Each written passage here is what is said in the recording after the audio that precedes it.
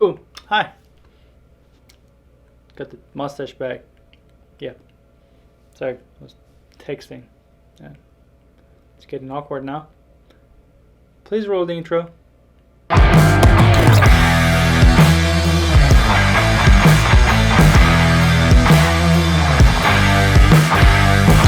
Hey guys, welcome back to the channel and welcome back to yet another video. If you're new here, I'm M.A. Jafari and today I will be talking about 5 things that you should avoid or not to do as a beginner photographer or car photographer. Let's jump into the first on our list, which is not to shoot in auto mode. Shooting in auto mode is pretty easy, I understand, but it will take away from being creative. You want to shoot in manual mode or one of the manual options on the camera, for example the shutter priority mode or aperture priority mode, and that's because if you're just starting out, you have to learn how ISO, shutter speed and aperture work together, and the only way to understand and learn that is by shooting in manual mode. It also gives you a lot of room to play with those and create creative photos, for example the light painting. If you haven't watched my video, it's up there, and other creative way, for example taking rolling shots or panning shots, only possible in manual mode. But auto mode will always put you in a box and you'll be able to take the photos you want, but camera does the job for you and you will want to learn eventually. So start shooting in manual mode and don't rely on the auto mode all the time. Next thing on the list is not to shoot in JPEG mode.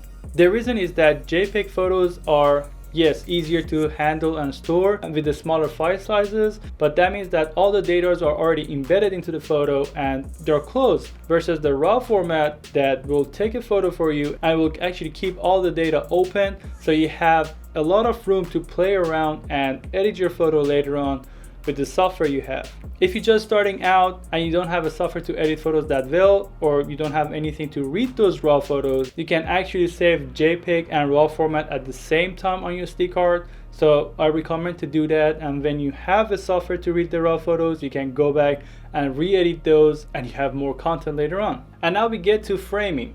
You don't want to frame your photos wrong. I'm pretty sure that you've already seen photos that was taken with a tilted frame, and I don't know if you felt it or not, but it's kind of out of balance. That's because if a photo is taken in a tilted frame and all the leading lines and all the lines in the foreground and the background are straight and there is no angled line, taking a photo in a tilted frame will just ruin your photo and is not a professional photo. So you always want to follow the lines that you have in your foreground or background, as I call the leading lines, and you want to frame your photo using those.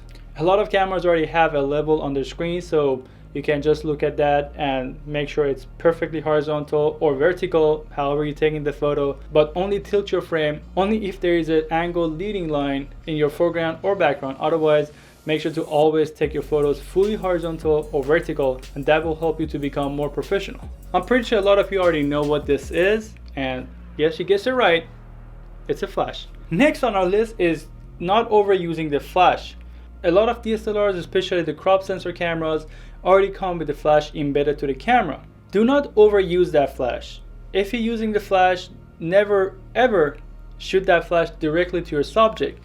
That will ruin your photo and it's not professional at all. What you want to do is to use the flash wisely. If you use the flash on the camera, make sure to always block it with a bouncer or a softbox to not shoot the flash directly to your subject. You can always bounce off the wall, ceiling, or as you can see here, I'll bounce it off the ceiling in order to get a perfect shot. But as you can see, when I shoot the flash directly to my subject, it doesn't look good at all. So always make sure to use the flash wisely. Never shoot the flash directly to your subject, because that will ruin your photo and it's not professional at all.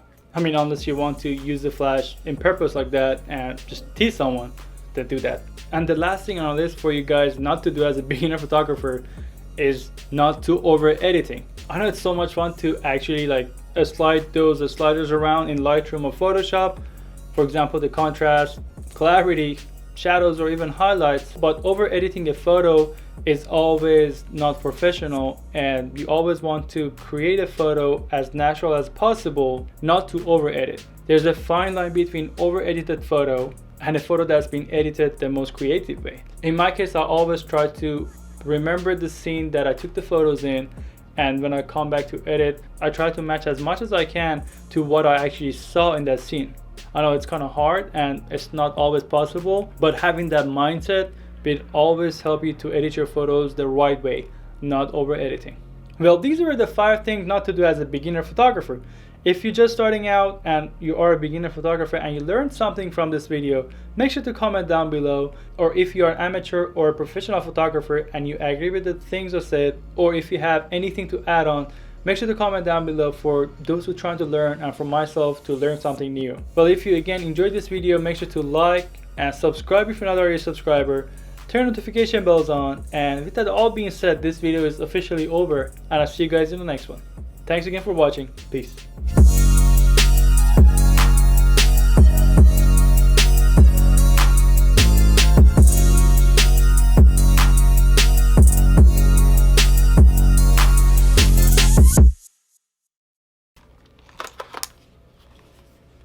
Oh.